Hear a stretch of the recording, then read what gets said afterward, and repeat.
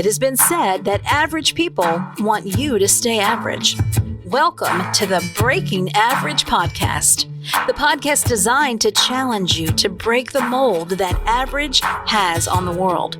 Each episode offers insights directly from those who choose to break average every day. Now, for the latest insights, here are your hosts, Paul Gustafson and Mike Carver.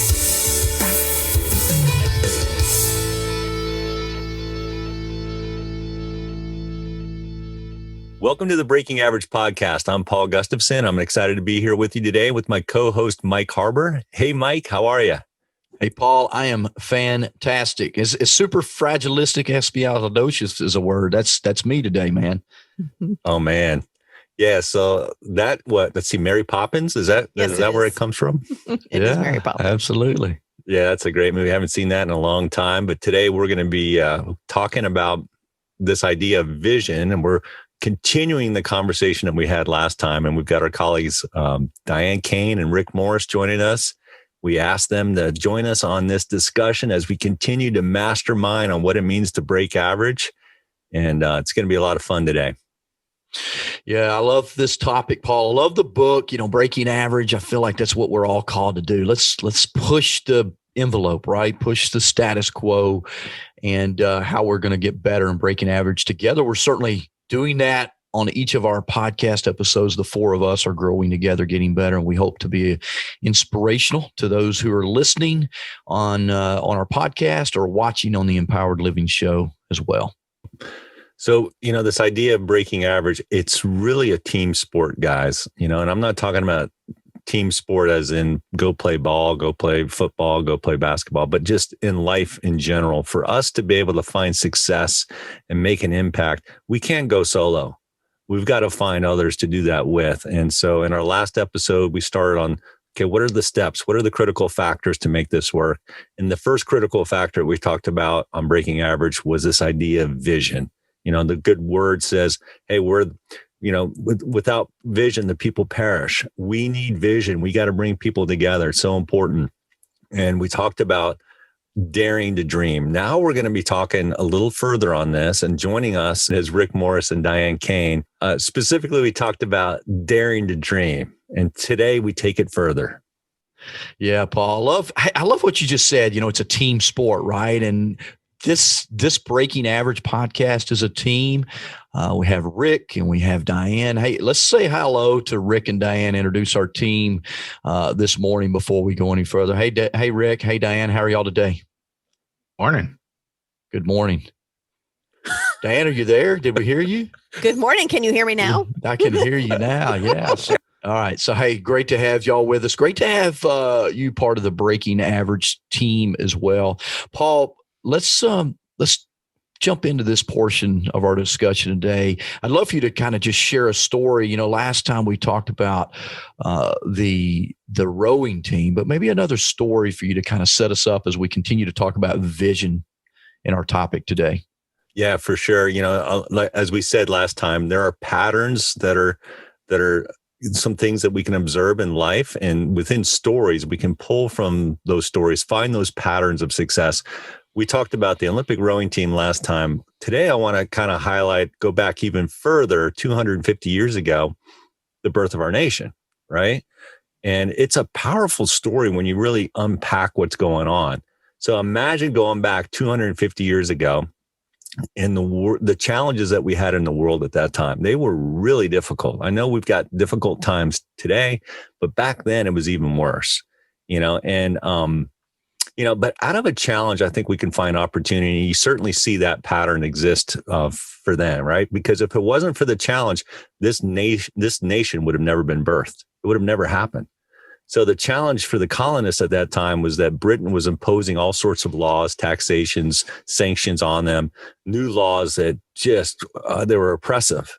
And they call them the Intolerable Acts. And you can go do search on this thing. It's just unbelievable. It was up near your neck of the woods there, Diane. Actually all over, all the colonies, all the different states at that time, we didn't call them states, were affected by this. But these new laws really only applied to the colonists and not necessarily the British authorities that were also in play. And so they're like immune to this and essentially elitism. It was not a good scenario. And so rather than taking up arm at that point, we decided, hey, let's gather together. Let's figure this thing out. And so they gathered in Philadelphia in 1774. And ultimately they cast a vision that's identified today as the Declaration of Independence, one of the most powerful documents ever captured. And that historical document is more than just a list of grievances. It was a declaration of a dream, a strategy, an aspiration for the lives of all the colonists. And once that vision was set, there was no stopping these leaders from just moving forward with that in pursuit of that. And that pursuit has since influenced, think of all the other nations that have been birthed and the dreams and strategies of so many different companies, organizations, nations, churches. That was such a powerful moment in history, and we continue to leverage those patterns again. And we can learn a lot from those founding fathers and other pioneers. And those are the three things that we talk about, right? You got to dare to dream, you have to declare the dream, and you've got to deliver the dream. And so kind of focused in on that middle one. What do we do once we dare to dream? We got to declare it. So that's where we're at today. And that's a powerful story for me. Yeah, it's a great story, Paul, and certainly one that was a big dream, a big vision, hundreds of years ago, right? To get us to a place in our world where we are today. Certainly, we need to cast some new dreams and some new vision for our nation and leaders. But I love the setup. Let's bring in Diane and Rick into the conversation. Diane, last time you talked a little bit about where we were going. Why don't you kind of recap this idea of vision and where it's going to take us today? So when we talked about vision, we'll revisit it because we're talking about the dream. We talked last podcast about the dream, the imagination, where we were going. And this week, focusing on the Declaration. And the Declaration of Independence is the perfect story. I love it, Paul, especially sitting here in Rhode Island. I get to go walk the Freedom Trail. I get to go see where the tea was thrown out. But it's that Declaration is also defining it. It's the plan. How are we going to move forward? And then ultimately delivering on it, and how that we need contributors to help us deliver on the vision, that community of people. And, here we are, a large community. We're a nation moving forward with that declaration that was made so long ago.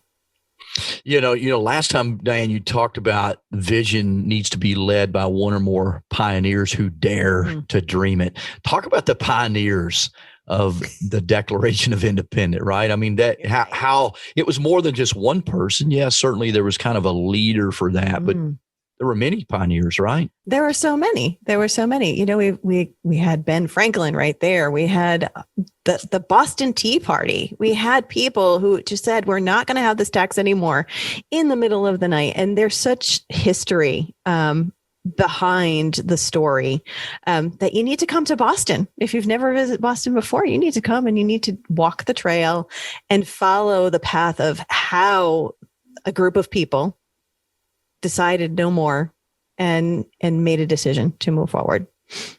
Yeah, I need to do that. I've never been to Boston. I want to come when it's warm, though. I'm not a fan of cold weather. Warm. Yeah, definitely.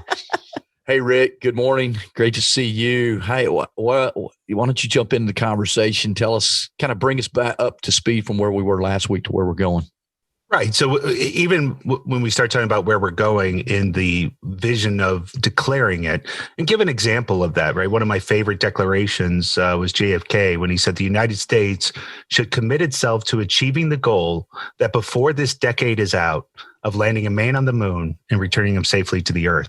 Not only is that just a dream, and that was a big, hairy, audacious goal, it was very specific. And that's what I love about it. And I think we're going to get into that conversation today about not only declaring it, but declaring it specifically. Yeah, I love that. Last time we talked about dreaming it, kind of the dream being in our head. This week, we're pushing it forward and getting it out of our head to a declaration on paper, pushing and inspiring others. I love that story from JFK, Rick, that you shared with us. Wouldn't it be cool if we could go back and talk to JFK today and hear his vision, or maybe some of those founding fathers that Paul talk to us about. Wouldn't that be awesome? We can't do that, but what we would love to do is talk to leaders who are dreaming today, who are declaring a new vision today. And one of the things we want to invite you to do if you're listening to the Breaking Average podcast or watching on the Empowered Living show is invite leaders into this conversation with us. We'd love for you to introduce them. We don't know everybody, so we're asking you, who do you know that we should know that has a big dream? They're declaring it, they're dreaming it, they're sharing it with others. You can go to breakingaveragepodcast.com/leader. We've got a nice little form there for you to introduce them to us, and we'll do the rest if you'll do that. So it's just super simple. Go to breakingaveragepodcast.com/leader and introduce those revolutionary leaders to us that we can interview for the Breaking Average podcast. Paul? Yeah, definitely. We want you to go visit that site and give us some feedback on that. And also, we've got a really cool sponsor, and we're going to be putting a sponsor page up on that site as well. But today, our sponsor, I'm excited, Mike. Who's our sponsor? Yeah, so one of the things we're really working hard to do is help you, the listener, or help those that you work with breaking average. This week, I'm honored to share Diane Kane with you and her company, Power Your Spark. So what she's going to do is come in and work with you or the teams that you work with and help light a fire, power the spark underneath that vision so that you can take it to the next level. Because that's really what it takes, right? Is there's a lot of people who have dreams, but they can't ignite it, right? They can't get it going. And that's what Diane does is she comes alongside of you and kind of ignites a fire under that dream and helps you move it forward. So you can visit Diane's website at poweryourspark.com. And we want to thank Spark Leadership Development for sharing that with us. You can find Diane there. She can come in and do some DISC assessments, assessing your team, the strengths of your team and the way they communicate, and helping you connect those to the vision that you have for yourselves and your leadership team going forward. Poweryourspark.com. That's great. Yeah. And, one of the things too with Spark Leadership Development, they certainly help people with that vision, declaring their vision, and excited about that.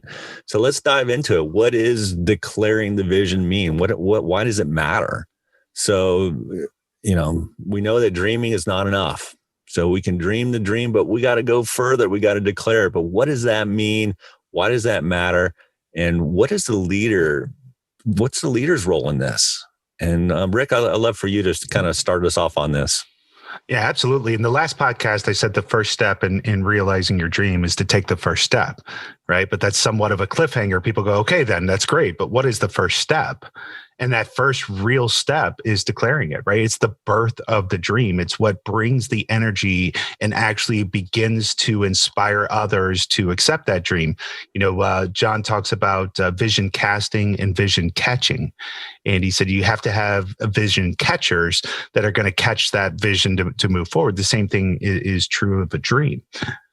Even Think and Grow Rich talks about thoughts are energy, and it's a manifestation of energy. So you have to be able to start by declaring it first and being specific about it so that you can start to articulate where people are going to end up at the end of this.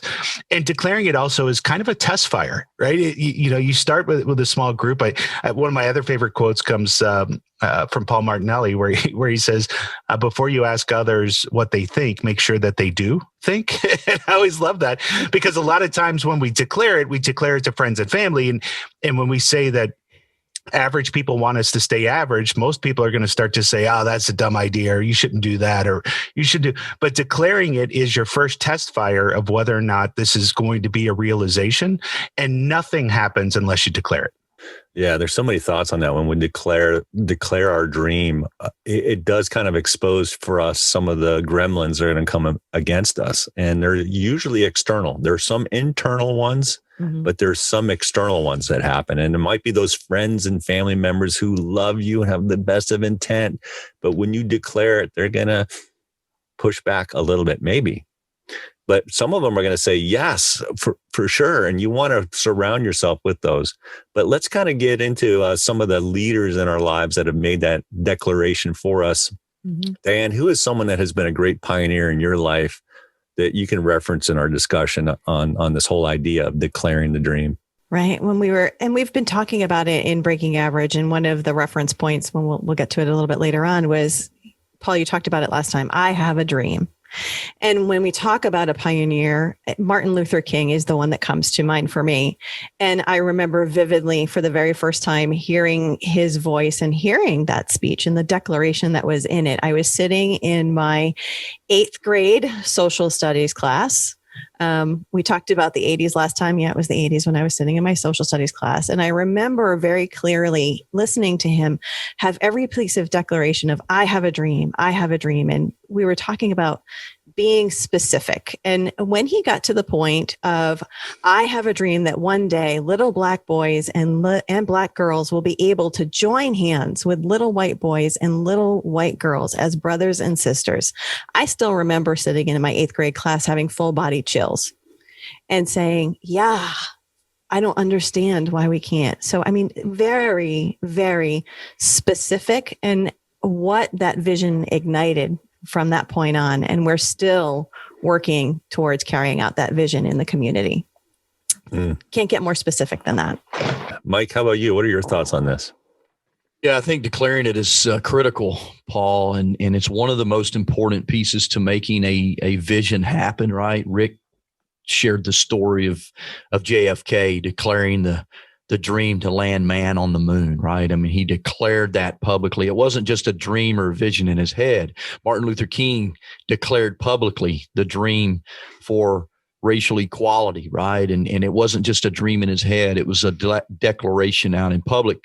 The founding fathers, as you shared with us, Paul, declared it with a Declaration of Independence in writing to the world. It wasn't just something they hoped or wished for. And I think that's the most important thing, is you've got to declare it, right? I've been in the last few months, I've been on a journey to I joke in my home, I'm getting myself down to my fighting weight, right? I've been overweight for several years.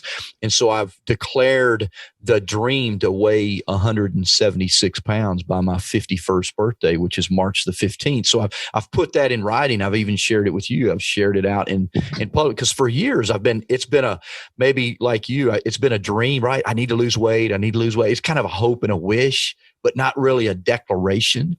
And I think the declaration is really getting specific, as Diane said, declaring it publicly in front of others, writing it down.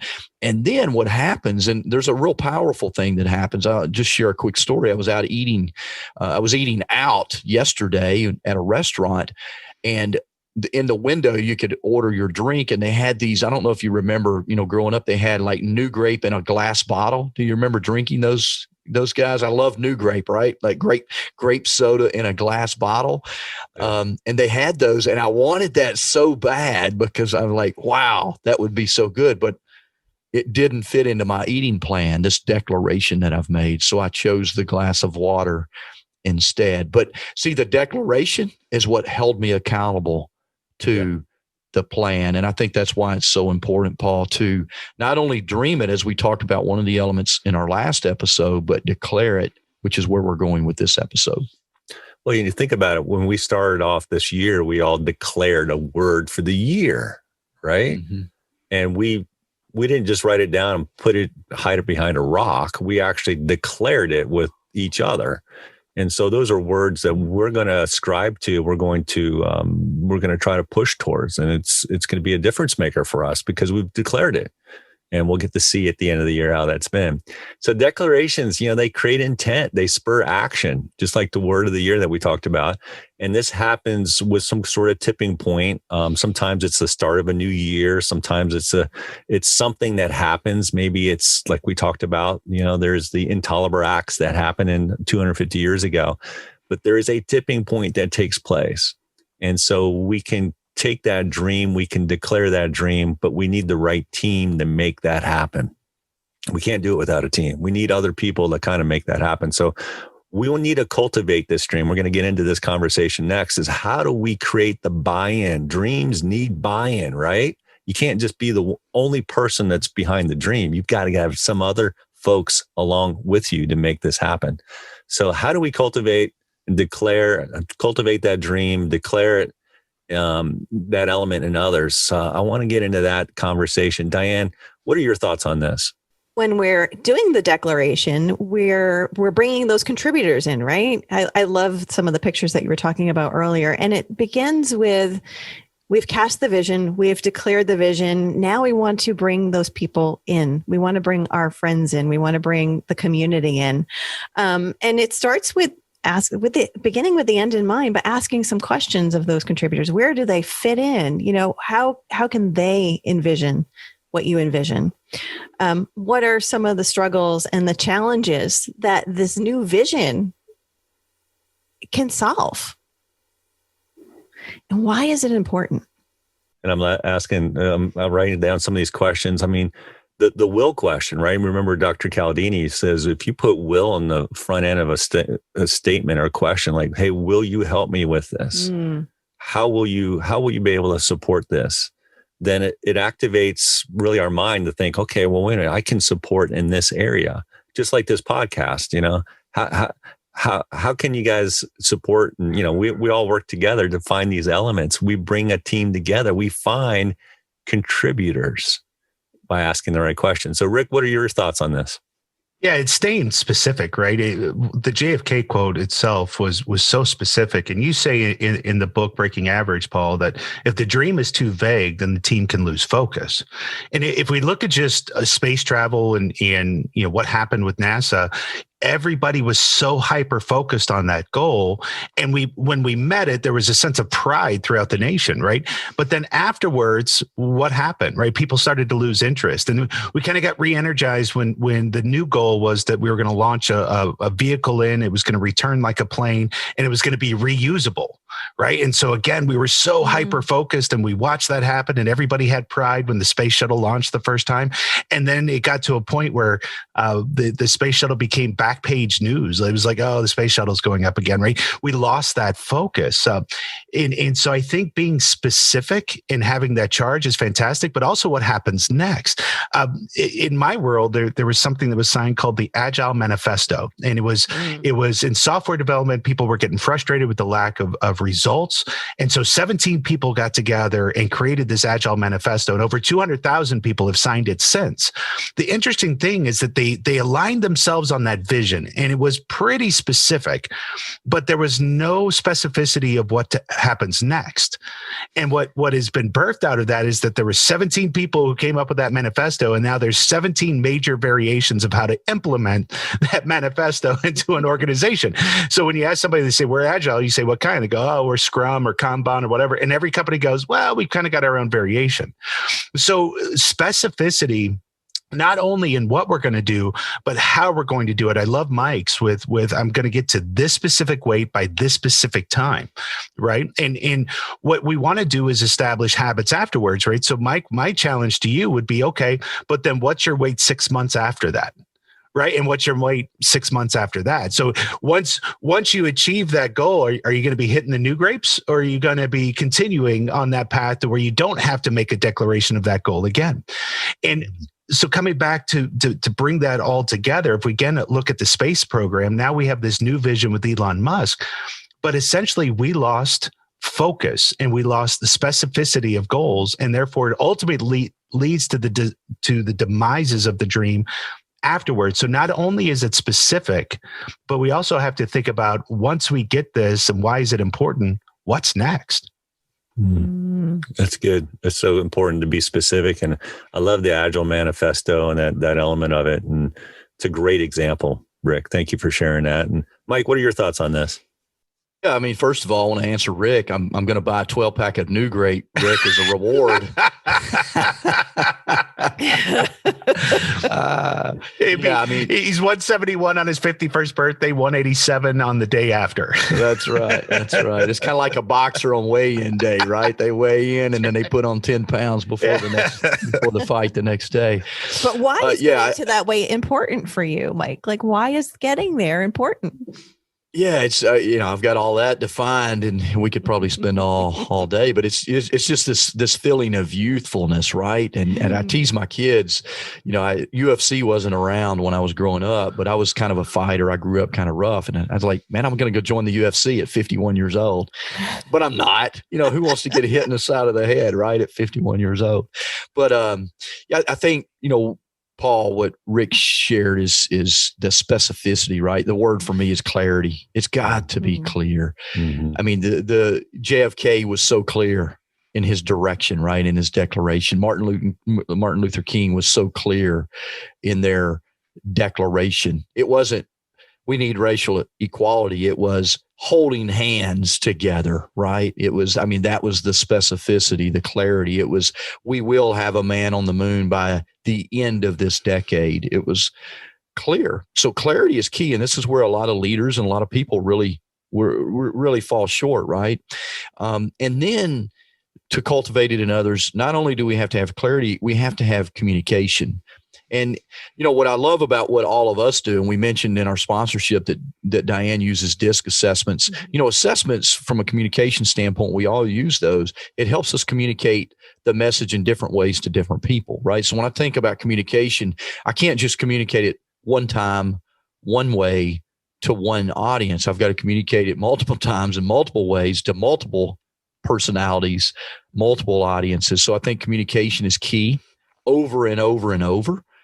So it has to be repeatable. So that's where I come to my next C, the consistency, right? It has to be consistent. Many leaders, I think, when they cast a vision, they declare a vision is they stop right there. Well, I've done it. Now the contributors are going to go make it happen. And then they get frustrated because most contributors, they won't jump at the first time someone voices something. They may get a little bit internally motivated, right? But motivation and inspiration to me are different. Motivation is kind of a one-time event. Inspiration is a daily event. I mean, I've got to be inspired every day to go do it. And so it's this clarity of the vision. It's communication, but communicating consistently so that I inspire people on a daily basis to move that direction. So I think it's those 3 C's, Paul, that really cultivate this idea of declaring the dream in others to move them. Yeah, this is really good. A lot of thoughts are firing for me as you guys are sharing. I appreciate it. You know, one of the things too, Rick mentioned the Agile Manifesto. We've talked about the Declaration of Independence, Martin Luther King, the moonshot. You look at all 4 of those, and we could come up with 100 other examples. They talk about the what and the why, but they don't talk about the how. And I think a lot of times this is where I've seen the struggles with leaders and teams is like, well, how do I do that? And we feel sometimes that we need to know the how before we go do the do. And the struggle with that is that you're not going to know the how until you make that first step. You've got to declare it. You got to identify it. The Agile Manifesto is a very short document, but it's a powerful document that really provides perspective for development teams, and not just software development, any kind of development. It's really powerful, but they don't talk about specifically the hows. They talk about the elements and the values and the what's and the whys. Martin Luther King, he didn't say how we're going to deal with it. Kennedy, he certainly didn't write, hey, here's how we're going to put man on the moon. He laid the claim in terms of here's what we're going to do. There's the vision. Now let's go figure out how. So those are some of the thoughts. I love the clarity, communication, consistency. That's so important. You mentioned, Mike. And really, when you define the dream, it clarifies. You got to make sure you clarify the cause. You know, what's the cause? The just cause that Simon Sinek talks about it, right? A just cause is a future vision of a state that does not yet exist. So what is that? What are we going for? And so we have a term for dreams without a legitimate cause, right, guys? You've heard this. You've heard of pipe dreams. We've heard that phrase. You know, there's just pipe dreams. Well, that's not the kind of dreams we're talking about, guys. So make sure you have, as Mike mentioned, clarity, some consistency with that when you communicate it, and leveraging those questions that Diane mentioned, I think is really important. So, Paul, I want to interject something here, Paul. I think it's important before you move on. When we ask that question of how, right? We heard in our last episode from the great philosopher Diane Kane about this idea of Tawadi. Yeah. And when we ask how, to not get stuck in Tawadi. Mm-hmm. Right. Yeah. And why don't you share a little bit about that? I think it's a great time to kind of interject that thought there in that question. Yeah, Diane. So Tawadi, you brought that up before. Yes. Just remind folks, what is Tawadi? It is the way we have always done it. right? We keep looking at our past experiences. We look at our past results, and in looking at the past result or the way we've always done it, Tawadi disease, we can always get stuck in what else is possible. And recreating and keeping that vision and declaring the vision over and over again, and it helps us to move forward. And as you were talking, there's a quote that I have actually literally hanging in my closet so that I see it every single day, because it addresses the how. And it says, cast a master vision with no rigid plans, allowing for dynamic steering as conditions change. Yeah. Tawadi disease doesn't allow us to have that dynamic steering. So the how is always going to be, it's going to change. It's going to change when the conditions change. Yeah. The how can stop us. But what doesn't stop us are the who's. Who are the who's that we need to put in our lives? What doesn't stop us is having clarity of what our why is. And so that's good. Well, again, we're closing in on the end of this great discussion. So good. We got one more part to go here, and that we're going to talk about on this whole idea of vision. But I want to thank our sponsor again, Diane Kane. Thank you for being our sponsor, and of course, our in-studio guests, Rick and Diane. But thanks, Diane, for being a sponsor today. Thank you for the opportunity. Diane, thank you so much for being our sponsor again. And that was a great ending quote. And I just appreciate everything that you do. Rick, how about you? What's an ending quote or idea that you want to share for everybody? Yeah, make something measurable, like when we declare it. So, for instance, JFK said by the end of this decade, right? Mike said by his 51st birthday. You know, a lot of times when people are declaring dreams to me, they'll say like, well, I want this internet page to be faster. You go, okay, so if I make it 0.000001 seconds faster, do I win? Or is there something more, right? I want to lose weight. Okay, if I lose 2 ounces, do I win? We've got to be a little bit more measurable and discoverable when we declare our dreams, so that we can measure and see how we're trending against it. Oh, that's good. I like it. How about you, Mike? What's a tip or challenge you want to leave everybody with? Yeah, I think this has been a great discussion. And what sticks out to me, the tip is be bold in your declarations. Like, don't be weak, right? Don't be, I think it's maybe Les Brown who said, shoot for the moon. If you hit the stars, you've still gotten somewhere, or maybe it's vice versa. I don't know the exact quote. But be bold in your declarations. Like, we will put a man on the moon. That was like a bold statement, right? And I'm sure everybody in the audience was like whispering to each other, saying, "This guy is nuts. What is he thinking?" Right? That's never been done before. How are we going to do that? And then he not only did JFK make a bold declaration, the challenge. So that's the tip, Paul. Be bold. The challenge is to shorten the timeline. I think oftentimes, like, we put it out there and we say in the next 10 years. And JFK was making this speech in 1961, and he said by the end of the decade, well, that was, 9 years later. That was a very, very short timeline for a project like that, right? And I think it's the shortened timeline that spurs people to action sooner. Because I don't know if you guys are like me. If you're not real specific, as Rick said earlier, I'll stretch that timeline out. Like, for years, I've been saying, I need to lose weight. I need to lose weight. I need to lose weight. I didn't really I wasn't bold enough to declare a weight and then give myself a deadline, because I like to eat, I like to drink, I like to do those kind of things, right? But I got bold. I'm being very bold in my declaration. I'm shortening the timeline. I'm giving myself a very specific, that was a 3-month timeline for me to lose basically 34 pounds 36 pounds is my exact weight. So short timeline, very specific, bold declaration, because honestly, guys, 176 would be a weight I haven't weighed in over 20 years. That is kind of scary, right? Because how am I going to do that when I haven't done it in over 20 years? Well, I'm not going to get stuck in Tawadi disease, right? It's not the way I can't do it the way I've always done it. So the tip is be bold. The challenge is shorten the timeline, Paul. Great thoughts on that. That's good. Be bold. Yeah, I like that timeline aspect, the Kennedy quote. Certainly he put a timeline on it. I was thinking about the Agile as well, because the application of Agile is that you're going to do things in sprints. You're actually putting a date down when you're trying to accomplish specific elements and items in it. And I think it's so important to put dates with the vision.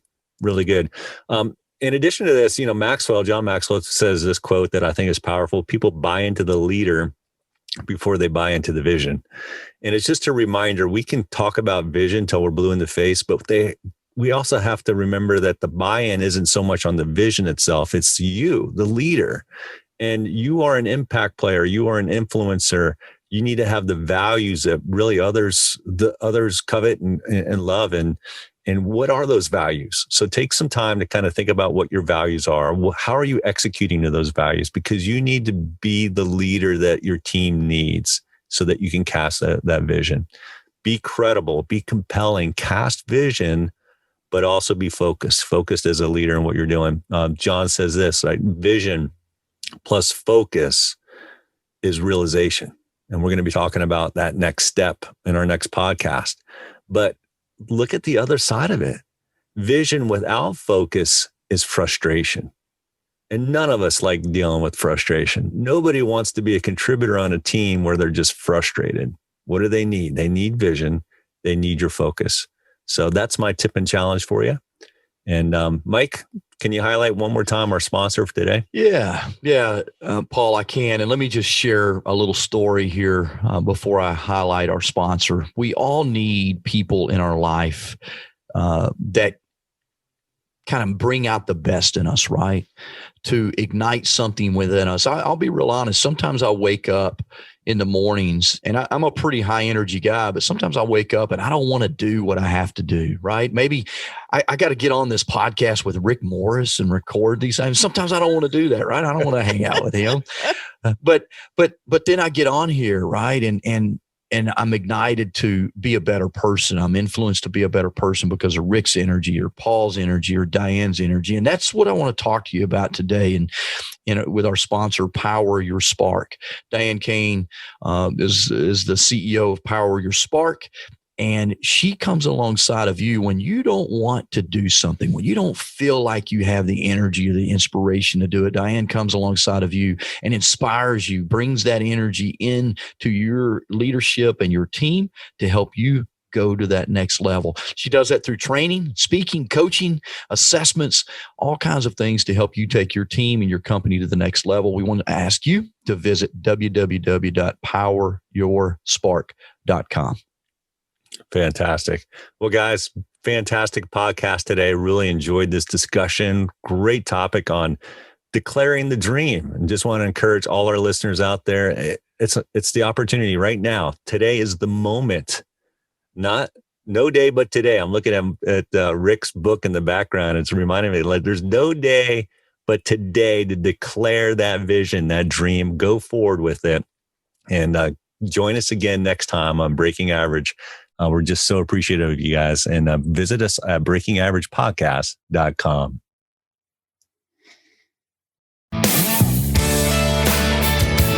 Thank you for listening to the Breaking Average podcast. If you loved what you heard, please take a moment to subscribe. All opinions and comments expressed in this podcast are those of the participants and do not reflect the opinions or views of any of the advertisers, producers, or platforms. This show was produced by R2 Multimedia. A special thank you to Milestone Melodies for our theme music. As you continue your day, what is one action that you can apply from this podcast to your life? Tune in for our next episode as we continue to challenge everyone to break average.